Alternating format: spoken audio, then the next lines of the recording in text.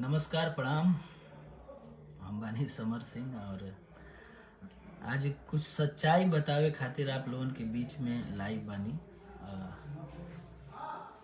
Zone भी बात बा हम आप लोगन के बीच में रखे चाहते नहीं। हम कई दिन से बहुत अपने मन ही मन बहुत परेशान रहनी और झूठा झूठा न्यूज़ चलता कि समर सिंह गुंडा लेके गए ना, ये करे वो करे। ऐसा कोई मेरा उद्देश्य नहीं है।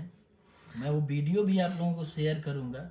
आप खुद ही आप लोग बताइए। आप लोग भगवान स्वरूप हैं, आप लोग प्यार देते हैं तभी कोई एक कलाकार खड़ा होता है। और मैं हमेशा से उनके साथ ही रहा हूँ। कभी मेरे जबान से कुछ निकला ही नहीं। बहुत प्यार करता था, बहुत प्यार। उनको कोई कुछ बोल देता था तब भी मैं लड़ जाता था। और जो झूठा न्यूज़ फैलाया जा रहा है कि भाड़े के गुंडे लेकर, ये लेकर, वो लेकर, मेरा ऐसा कोई उद्देश्य नहीं था। मैं उनसे बस यही पूछने गया था। बस